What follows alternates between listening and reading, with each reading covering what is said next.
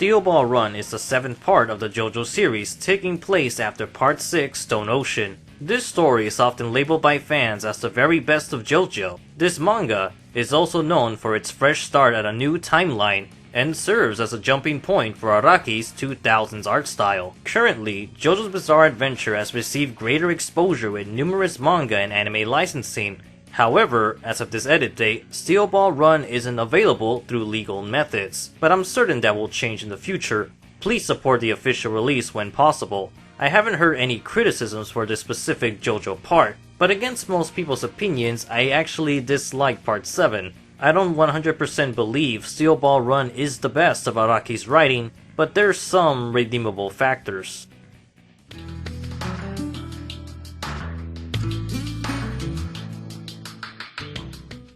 This manga was originally published in Weekly Shonen Jump in 2004, but from chapters 24 onward, the series was moved to the seinen Ultra Jump in 2005, and concluded its run in 2011. Meanwhile, the setting of the actual story is once again placed in the United States, but during the 1890s.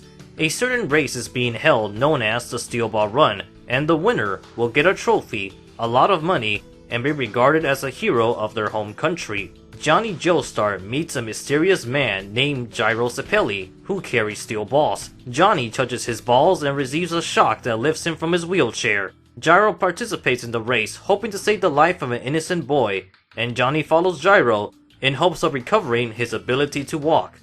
Throughout their journey across America, a conspiracy is being made by the US President Funny Valentine, who seeks the corpse parts, the body pieces of a saint, which grants good fortune to the person who collects them all. Many competitors of this race also seek the corpse parts for their own agenda, while Johnny and Gyro are caught in the middle of it.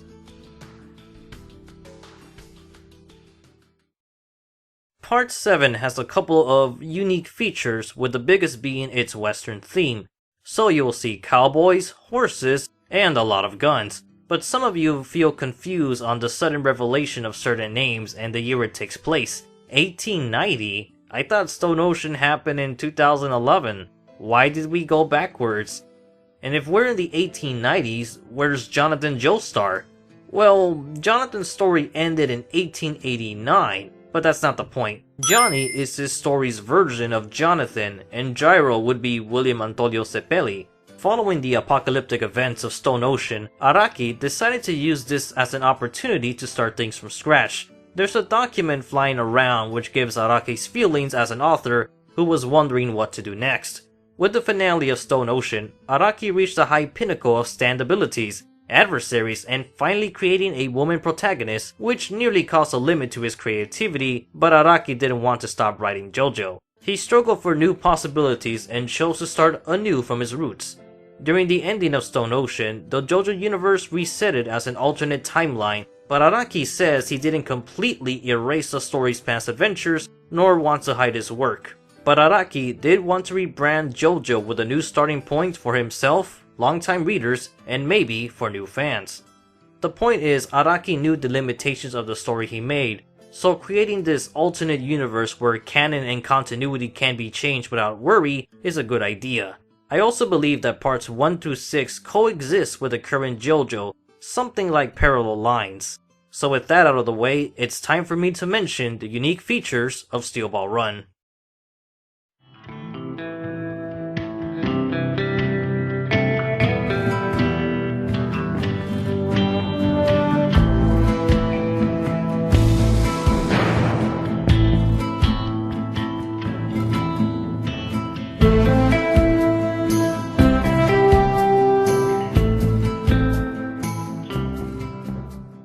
Following suit from Vento Audio and Stone Ocean, Steel Ball Run heavily uses gunplay, as many enemies are carrying pistols, but Johnny's stand, Tusk, would also act as a gun similar to Foo Fighters. While this is a different universe, stands still exists.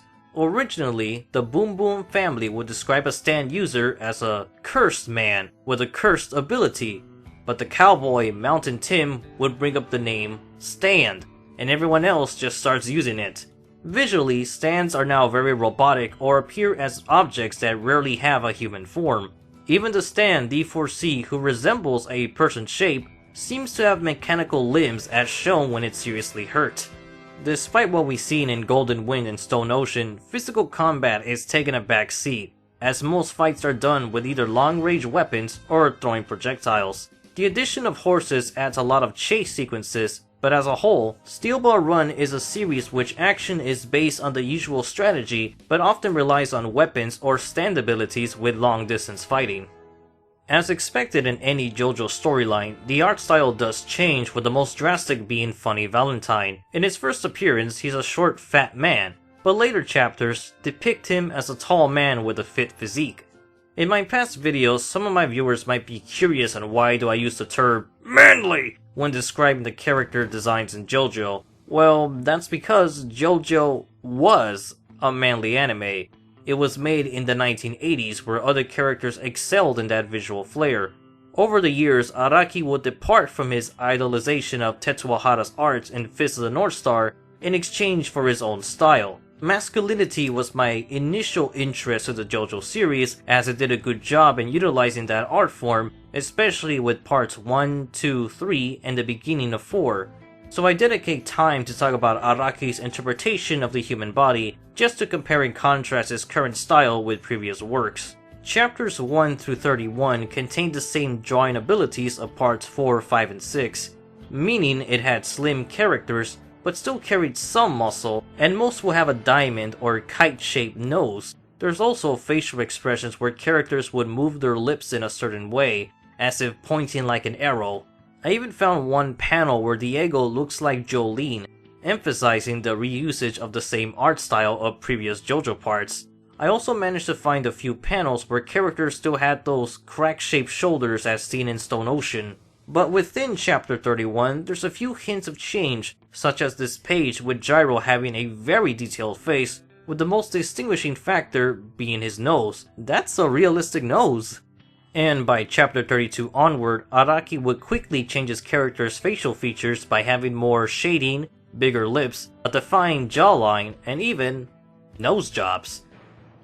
Throughout the whole manga, there will be many background panels of nature, so it sticks out a lot more when compared to the usual sets of buildings and architecture of previous JoJo parts.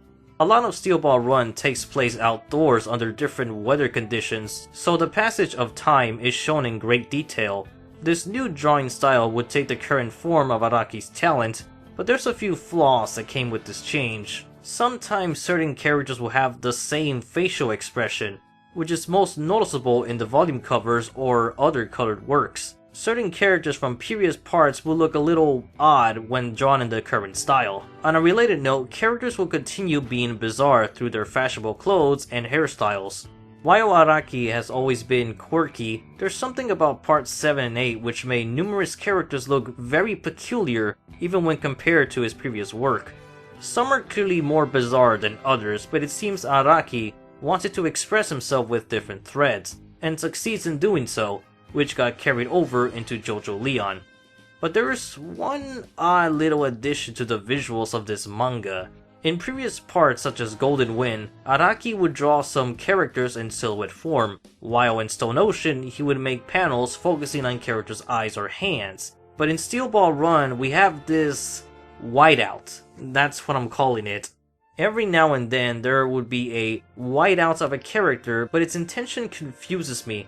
There are some pages where it's used to draw background characters, which works well to save time drawing an entire crowd, and other times it's shown to highlight a key figure in the panel, which again works to signify the importance of that person or the object. But then there's pages which serve no real purpose. It just looks unfinished when there's only one whiteout thing and no one's paying attention to it. Actually, these whiteouts or white silhouettes are different in the digital colored version, as they're not white. Instead, we just have pages with thicker outlines. So when these whiteouts do work in the original manga, they aren't very effective in the digital version. Sometimes these sudden white drawings can be used for dramatic or shock purposes, which the digital comics have a hard time showing it. On a final note, there's also these speech bubbles that contain pictures of what characters or objects characters are talking about. But this is something that's more commonly used in JoJo Leon. Now that you've seen the visual differences, it's time for the characters and plot.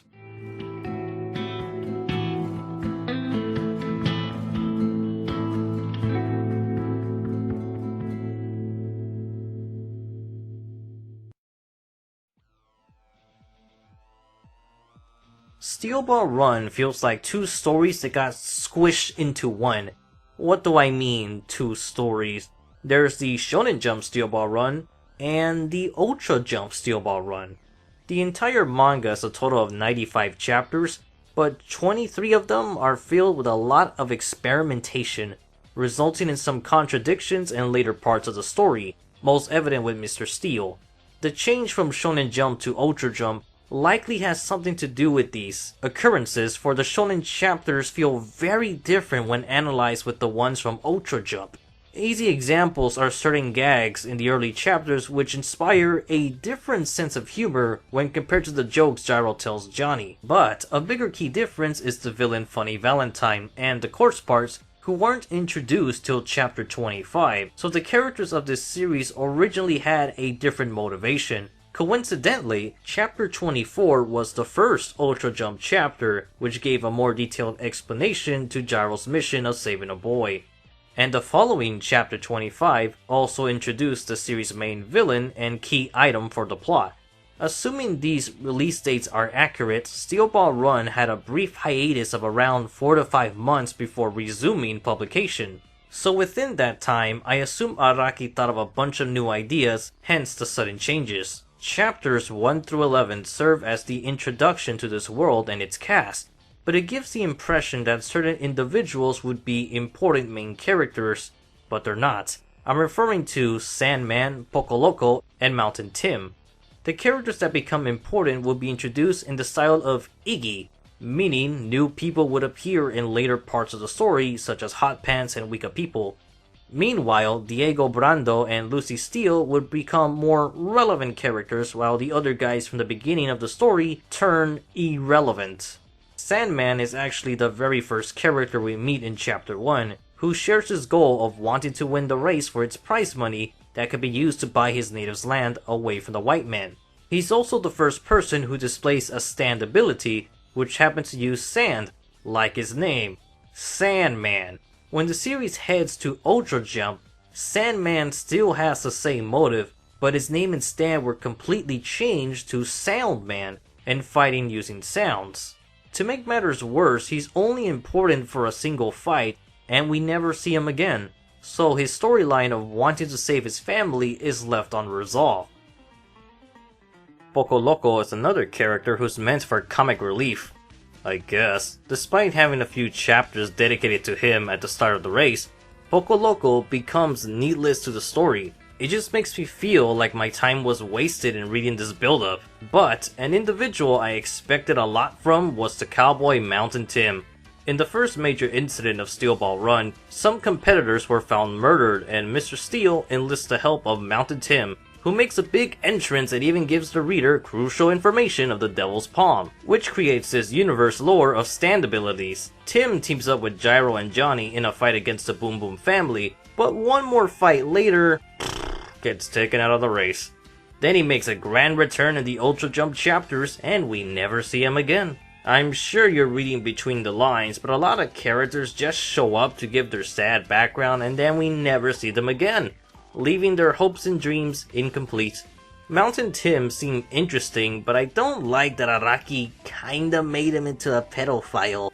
Since his debut, Mountain Tim has been making hits on Lucy Steele, the 14-year-old wife of Steven Steele. Tim knows she's married, but he still wants this underage girl even when she says no. Dude, come on, you can do better than this. Even your noble quotes sound desperate. This guy could have been a unique JoJo character, a cool cowboy. The last cowboy we had was frickin' Whole Horse, but now we got a guy that makes horses bow to him and can turn into rope, but then Araki just makes him go to waste. Speaking of disappointment, I'm sure everyone felt the same excitement when characters like Avlo and Stroheim show up in the story, but then get eliminated, making the surprise cameos almost pointless. Even the first villains we meet are very throwaway, being Miss Robinson, the Boom Boom family, Oye como va. These villains only appear during chapters 1 through 24. Originally, the Boom Boom family wanted the prize money, but at the end of their fight, they say Gyro had a bounty on his head, and that others will be hunting him. As said earlier, Gyro's goal for being in the Steel Ball run is to win the race, thus gaining amnesty for his country to save a kid prisoner's life. In these Shonen Jump chapters, the plot gives the impression that terrorists will be attacking Gyro just so he can't save the kid. Even Johnny suggests that another villain, Miss Robinson, was probably after the bounty. This is made even clearer with the appearance of Oyekomova, who was a terrorist that escaped jail. Furthermore, Gyro's father, Gregorio Zeppeli, was in charge of him, but retired for the failure of the terrorist escaping. Again, this is really building up the tone that someone wants the kid to die or someone doesn't want Gyro's country to win the race. These 23 Jump chapters go to great lengths to show it, but this plot is ultimately dropped and changed for the Ultra Jump corpse parts. Even the villains are rewritten to say that they were after the corpse the whole time, instead of the bounty and prize money. This is also when funny Valentine barely appears. In fact, before his opening ceremony, Mr. Steel is the first character to talk about the corpse, and I'm wondering if he was meant to be a villain, but was changed in favor of the US president. Looking back at the villains of these 23 chapters, they're pretty boring. Miss Robinson stands out for being a very oddly dressed man who didn't have a stand ability, but that's all there was to him. The Boom Boom family sort of gave a Hills Have Eyes, Wrong Turn type of vibe, but their stand ability was something we already seen before. It was done in a more dangerous and serious way compared to the comedic version of Maria, but it's been done. What shocks me the most is Oyekomova because he's more dangerous than Yoshikage Kira. He has a bomb ability, hence the terrorist thing, but here's what's kinda messed up.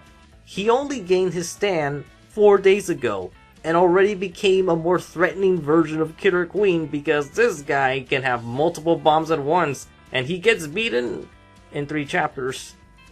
So chapters 1 through 23 are not a good start for Steel Ball Run, especially when all of the conflict will be constantly changing, hence my experimentation statement.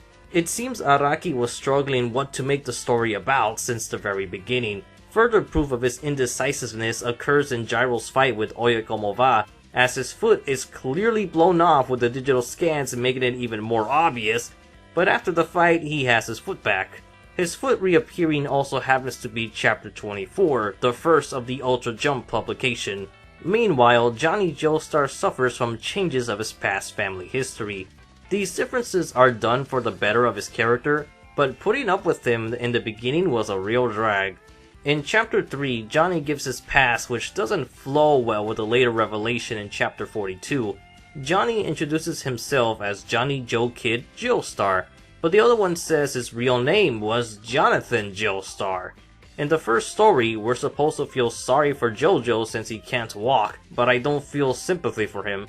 In chapter 3, Johnny says he was a very skilled jockey, that politicians, millionaires, and royalty liked his racing. So a lot of fame goes to his head, and Johnny cuts someone in line and gets caught. Instead of doing the right thing and going to the back of the line, Johnny threatens the person and bribes security to throw him out.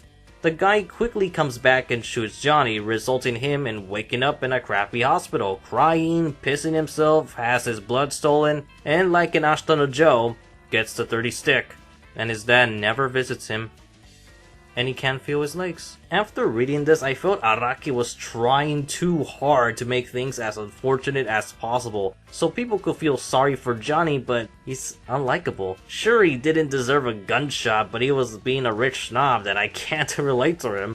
However, I felt more sorrow with his origin story in chapter 42. Keeping spoilers to a minimum, Johnny is filled with regrets because he caused an accident. This tragedy has made a bad relation with his father, forcing Johnny to run away from home.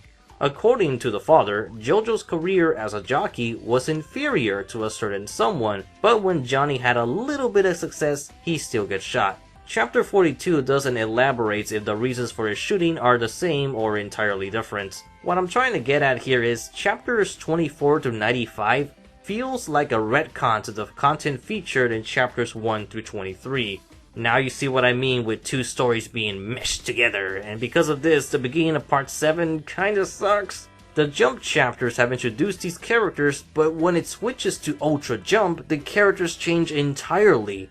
In the Jump chapters, with the exception of his introduction, Johnny hardly did anything, but he received attention as soon as the Ultra Jump chapter started, because now Johnny's motivation is to find the corpse parts to make amends with his past and also get his legs back. Chapters 1 through 23 are still required to read, but you gotta push through it to get to the better stuff.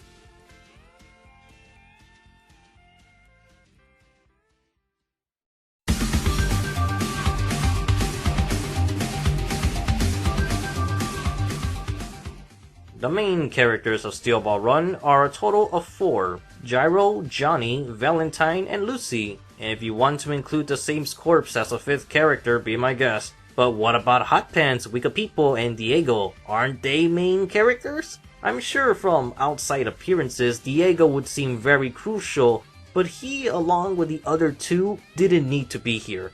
Steel Ball Run can work without them, and maybe the said can be said for Lucy Steel. One of the praises of Part 7 is a statement saying that all of the characters matter, that they each serve a purpose, and are given great development and backstories. Some characters are better written than others, but not every single person was important.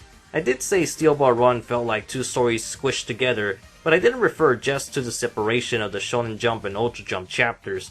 Most of the story is from the perspective of Johnny and Gyro. Elsewhere, Lucy and Valentine have their viewpoints, and the 3 remaining staff members feel more like leftovers who barely have a significant role, hence being the other story. This other story belongs to Valentine, Lucy, and the Saint's Corpse. The characters Diego, Hot Pants, and Wekapipo are pawns, serving to only enhance that trio story and not their own. Wekapipo is the last new character to be introduced during Chapter 51, and makes 2 more appearances in the following sections. He originally was hired by Valentine to assassinate Gyro and Johnny, while also showing the reader his sad family history. His story intersects with Gyro's past work through the connection of Wekapipo's sister. Wekapipo botches the murder job and is told of his sister's safety. At this point, Wekapipo no longer has a reason to stay in the story, but Gyro requests him to protect Lucy, and that decision ruined his life. And this is one of the big problems I have with Steel Ball Run: Lucy Steel. She's supposed to be a character like Poco, Koichi, Hayato, and Emporio, someone who starts off as a victim, but is capable of saving themselves and others, specifically her husband. Her newfound bravery is supposed to be encouraging and inspiring others to change themselves for the better, but she has plot armor and other conveniences.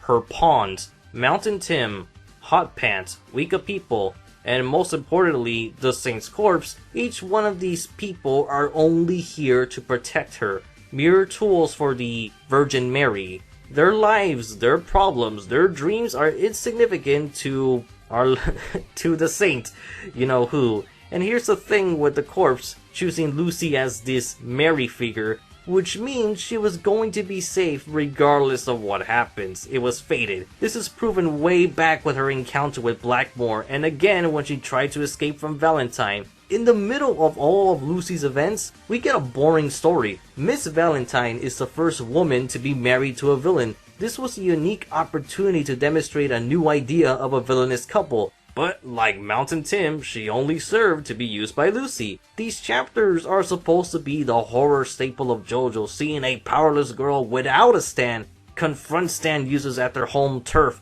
but they're repetitive. These suspenseful events almost feels like filler, with the same thing happening. Oh no, I'm gonna get caught, but now I'm saved by Mountain Tim. Oh no, I'm gonna get caught, but now I'm saved by Hot Pants. Oh no, I'm gonna get caught, but now I'm saved by the corpse parts. Lucy is never in any real danger. Thank you, Jesus, for selecting me as the Virgin Mary. Thereby making me safe under any circumstances. It almost seems as characters are just dying for my benefit of a happy ending with my husband, Lucy Steele. A damsel in distress? Question mark. Sure, Mr. Steele was shot, but even he has some safety, because Valentine is a man of his word who said he would not kill him and did so because of Lucy. And what does she have? The corpse parts, of course. Getting back to Wekapipo, he only comes back to protect Mr. Steele by Magenta, who also appeared at the same time as Wekapipo and was believed to be left for dead. Notice how this confrontation feels pointless. It's just a minor fight with no real conclusion, and then the next time we see Wekapipo, he's used an expendable acid by Diego just to show the readers how Valentine's stand works. And this is a recurring negative thing in Part 7 with almost every character. People get introduced, they tell us the sad motives or their dreams, only to be tossed aside with no resolution to their story. Not every story needs a happy ending, but these conclusions feel abrupt and unnatural in terms of telling a story. They just suddenly stop. When I read Steel Ball Run for the second time, I found it very difficult to feel invested because I knew these events led to nothing. I'm gonna be straight with you. I don't like Part 7 because it goes against Araki's own convictions of the JoJo story. At the back of the Stardust Crusaders Volume 5, there's an interview which Araki was asked what inspired him to make JoJo. His response was, "I was thinking about creating a manga with a theme of attaining the ultimate body. In the end, the theme evolved into the celebration of life, family, and bloodline, from parent to child, and then on to the children's children." Admittedly, this applies more to the beginning of JoJo, specifically the ending of Battle Tendency. But Steel Ball Run opposes its declaration with the characters Gyro Zeppeli and Gregorio Zeppeli. Since the beginning, Gregorio has constantly opposed Gyro in numerous ways, telling him, "You can't do this." In every flashback, Gyro refuses to accept his father's words. This is best visualized with Gyro wanting to spare the boy. This is his motivation, to save an innocent life, but also prove his father wrong. During the True Man's World, Gyro says to Mandem that "I get the feeling you're looking down on me," and that's exactly how I felt throughout Gyro's entire adventure. The moral of the story should be Gyro proving the regulations of his country to be unfair and ineffective, and telling his father, "Yo, old man, I was right the whole time." Why else would we root for Gyro? Are we gonna say, "No, Gyro, listen to your dad, become an emotionless executioner, and kill the boy because it's our sacred religious family duty"? No, we're saying, "Come on, get up, Gyro, you gotta save that boy, and show your dad that religious duty is fine and dandy, but I'm not gonna kill someone who doesn't deserve it." In other words, it's about following your own lifestyle. Just because someone is born into a certain family business doesn't mean you have to follow in their footsteps. You should be free to make your own decisions, whether it be right or wrong. But this story is telling the reader, no, you shouldn't go against your parents' rules, you have to obey them. You don't have freedom. Whether you're happy or not, this is how you're gonna live your life. And your children, and their children, will follow the same rules whether they like it or not. So what if the boy is gonna die? If the king orders you, you gotta follow it because he is above all of us. Every now and then, there's some dialogue that hints of some powerful force controlling everything which can't be confronted, but I refuse to believe that. This is the same idea from Berserk. Guts is a struggler who opposes fate, therefore fighting to have a happy ending. This is what Gyro's doing. Come on, guys, you heard this story before. You're gonna be a bullfighter. I don't wanna be a bullfighter. I wanna be a musician. You can't go out there. I don't wanna stay in here. I wanna be out there. You don't need to go to school. I want to go to school. I wanna fight in the war. You can't because you're my daughter. I don't wanna get married. You have to because you're my daughter and you're a princess. Then maybe I don't wanna be a princess. Sweetie, why don't you be a farmer like the rest of your family? No, I wanna be a cop. You're my son, so you're gonna commit crime with me. No, Dad, I wanna be a singer. See what I'm getting at? Gyro's story is never fulfilled because he never proves his father wrong. Instead, his father remains in the right, saying, emotions will kill you. I understand this in the job of executioner, but Gyro clearly doesn't want to be in this line of work. Every word Gregorio utters involves negative morals of it's not worth risking your life for other people. In fact, he doesn't even seem to care about his son and places greater worth in the family custom. In the last chapter, we don't know how he feels about his son. It's a mean-spirited message. To make matters worse, I need to spoil the ending of Steel Ball Run. Before all of this, I was doing my best to keep things vague and spoiler-free, but now I have to let everything out, so here's the spoiler-heavy portion of the review, which I've never done before.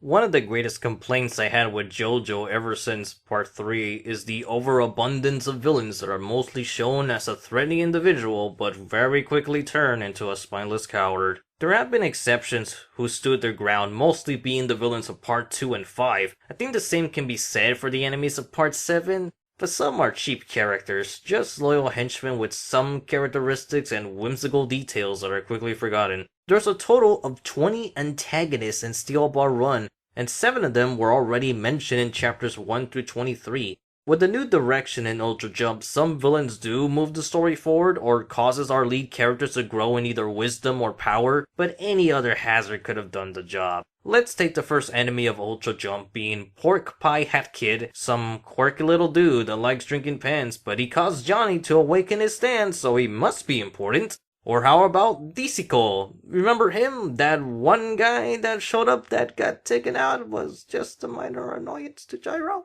He was important, right? What about 11 Men? They were part of that scene with the toast in the snow. Remember that? I do, but I don't know anything about them. But they have to be good because they're in Steel Ball Run, the best JoJo part. How about Blackmore and Mike O, these 2 loyal followers of the president? And that's all there is to them. They didn't have the same level of obedience and respect to their master/partners when compared to Endo, Vanilla Ice, Pucci, AC/DC, Wham, and Pesci. What about Scarlet Valentine, the wife of the president? The first main villain with a wife? Surely she must add something new to the series. No. What about Diego? Well, he was introduced as a servant to Dr. Ferdinand, some narcissistic villain guy, but he's also devoted to Valentine, and he gave the exposition of the course part, so he must be vital to the story. Magenta, he showed up just to shoot Mr. Steel, who's obviously going to survive, so he made a pointless return. But he made a reference to cars, so he's really important, right? When people say the characters have backstories, the only antagonists that do are Ringo Road again, Axel Roll, Valentine, Soundman, and Sugar Mountain. 5 out of 20 enemies are important. The rest are just freaking throwaway villains. As a whole, the villains of Part 7 really suck. I might say the same if I were to re-examine Parts 3 to 6 to verify if each battle was necessary. That's a lot of work for another day. Like Pucci before him, Funny Valentine takes a corrupt role, being a very morally gray president who will kill anyone to get his objectives and would care less for his wife if it meant obtaining a higher power or an heir. Unlike other JoJo villains, his cruelty remains a secret from the public eye, succeeding in hiding his evil. Something Diavolo and Yoshikage couldn't do. Like Cars and Dio, Valentine held ambitious power and nearly succeeded in his quest of manifest destiny. He holds a righteous cause for obtaining the corpse, but he's racist to other countries. But then again, that adds another shade of gray. He speaks how foreigners will jeopardize American peace, and he might be right if Araki was referring to World War II, which I have no idea if he was thinking that far ahead. Funny Valentine works very well as the head villain of the story. In comparison to the other JoJo main villains, Funny has some genuine humanity as proven with his father, but is still evil enough to be interpreted as a villain. His actions aren't completely pure, but definitely more heroic when compared to Pucci's Heaven Plan, because Valentine still grants Americans free will, but his faults are clearly his distaste for the rest of the world. His justice can be twisted, but there's some interesting viewpoints to look at, since previous villains didn't offer this intriguing vision of good and evil. Funny Valentine to me feels the highest point of JoJo villainy for making his actions the most questionable, and isn't completely evil, but not completely good either.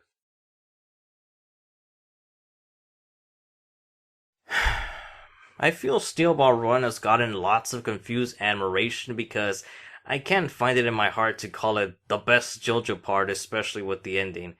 Okay, here it comes. Gyro frickin' dies. Death is not uncommon in JoJo, and it is impressive to be willing to kill a character, but sometimes you need to know when not to kill. Gyro should not have died. His mission was to rescue the boy and be free of his father's grasp.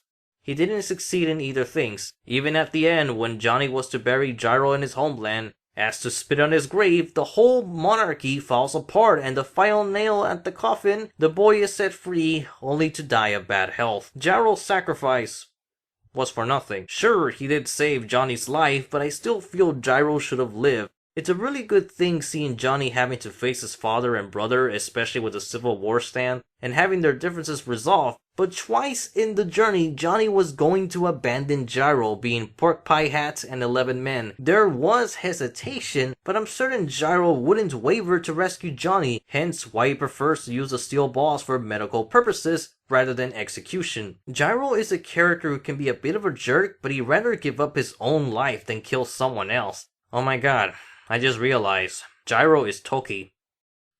Never thought of that before. But Johnny would have moments that I just couldn't stand him. There was a scene that he was looking down on Gyro, or what I really hate is when Johnny accidentally kills innocent people. He's frustrated that he failed to kill Valentine rather than feeling guilty of the victims he created. If it was Gyro doing that, he would be hurting. This is a guy who felt regret sleeping with the woman when he discovered he committed adultery. Gyro is a hero while Johnny is just... I know people like him, especially with JoJo Leon, but I viewed him as a very detestable Joestar. His dad problem stuff is very good, but I would have preferred an unselfish attitude with other people. And speaking of other characters, Hot Pants, no resolution to her story. Diego Brando promised to avenge his mom. Never happens. But you know who has a happy ending? Lucy Steele, because she was chosen by... a saint. This is also what I hate about the manga. It's kind of implying that if you weren't chosen by some deity, your life is worthless and doomed to failure regardless of your noble intentions. I can't view this manga as a good thing because of these downer endings. It's not written to be a tragedy. Everything from Gyro saving the boy to Johnny learning to walk are positive, motivational messages, while the end result is anything but right. In other words, except Gyro, Valentine, and to some extent Johnny and the same corpse, everyone else is very underutilized. In comparison to other JoJo parts, some characters did die, but they achieved something in death. Zeppeli passes Ripple to Jonathan, Caesar saved the ring for Joseph, Kakyoin figured out Dio's stand, Avdo and Iggy saved Polnareff, Keicho saved Okuyasu, Bruno led the team, Foo Fighters discovered her humanity, and Jolene inspired Emporio to keep fighting. Gyro did teach Johnny the golden rectangle and defeated Valentine, but I would be less upset about his death if the boy was alive and Gregorio saw his son in a different light, admitting to his mistakes or crying for his son, but he didn't. Johnny and Gyro share a unique bond in JoJo that hasn't been done before, focusing on the ups and downs on their friendship and the relation as a master and students. And when compared to other JoJo parts, I always welcome to see characters actually hang out during fights or in between them, unlike the fast pacing of Stardust Crusaders. While I wasn't entirely happy with Steel Ball Run, it's certainly an adventure. Many characters felt guilt and weren't as clean to previous cast members, and it sold me on the Western setting. But unlike the other stories, I don't feel motivation to re-experience Steel Ball Run. I can't unsee the future, nor can I consider it the best JoJo part. Its message frustrates me and it makes me feel discouraged. I don't speak for everyone, but in my heart, Steel Ball Run is not the best part. And it feels so good to be finally free from this heavy anchor, so now I can do what I want. Character profiles. For the past 2 or 3 years, I've been struggling with this story and I just wanted to get my thoughts out. Yes, this was a long video and I actually did spoilers, but I really felt that someone needed to question the legitimacy of Steel Ball Run's reputation. I'm not here to insult people nor make you feel bad because I'm the one who feels bad. I made this video because this is how I felt when reading Part 7. I don't know if I'll continue feeling this way for years later, nor do I know if Part 7 will still be called the best, but I feel happy that I was able to express my unclouded feelings. I thought Gyro Zeppeli deserved better and Johnny could have been fixed a bit. Maybe I'll change my mind later when the anime adaptation comes out, but right now, I just feel relieved. I'm the manly anime hero, and I review manga so you can read it, and thank you for putting up with me for all of these years. And I hope you're willing to be here for the next video.